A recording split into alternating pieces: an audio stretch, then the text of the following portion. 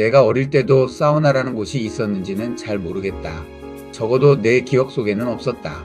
내가 알던 것은 대중탕, 공중목욕탕, 대중목욕탕 같은 곳이었다. 조금 그럴듯하게 이름 붙은 곳도 있었지만 청수장이든 지풍장이든 결국은 다 목욕탕이었다. 그러다 1995년 이후쯤 사우나라는 곳을 알게 되었다. 그 뒤로는 이상하게 예전에 대중목욕탕에는 발길이 잘 가지 않았다. 대중목욕탕에는 늘 비슷한 풍경이 있었다.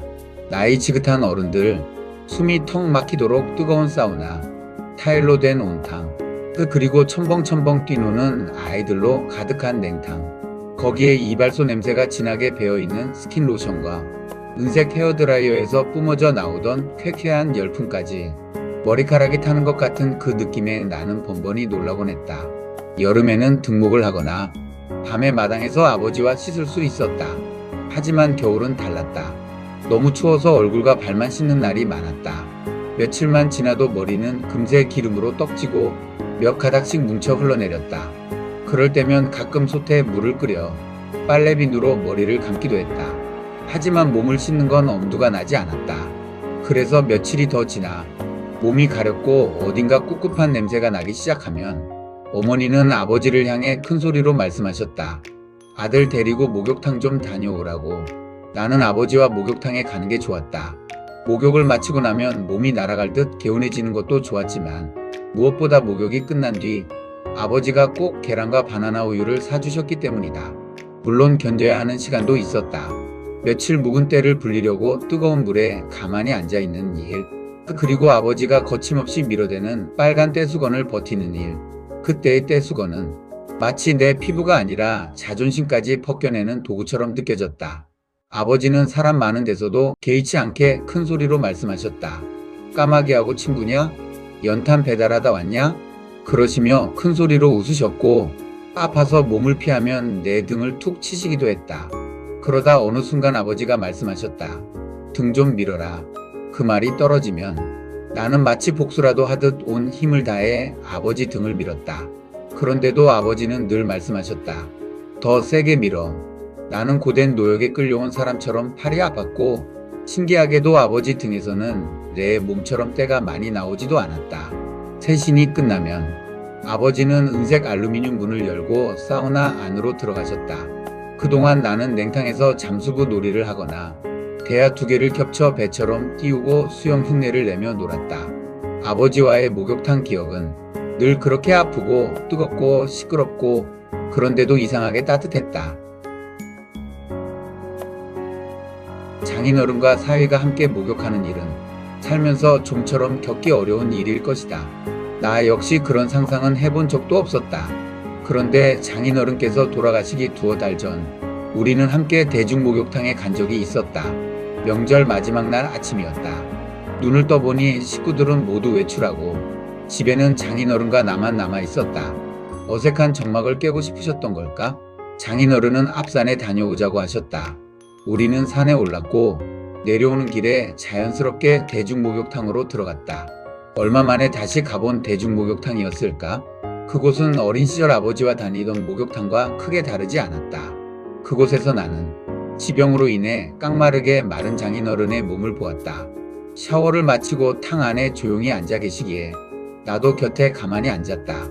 산에서도 우리는 몇 마디 단답형 말만 주고받았을 뿐 대부분은 그냥 함께 걸었다. 탕 안에서도 마찬가지였다. 장인어른은 눈을 감고 계셨고 나 역시 무슨 말을 해야 할지 여러 번 망설이다. 끝내 아무 말도 꺼내지 못했다. 한참 뒤에야 나는 조심스럽게 말했다. 아버님, 등 좀 밀어드릴까요? 나는 장인어른의 등을 밀어드렸다.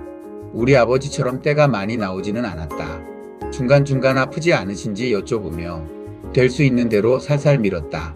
등을 밀어드리고 팔도 가슴도 다리도 씻겨드리고 머리까지 감겨드렸다. 세신을 마친 뒤 장인어른은 온탕 옆 난간에 조용히 앉아 계셨고 나는 알루미늄 문을 열고 사우나 안으로 들어갔다.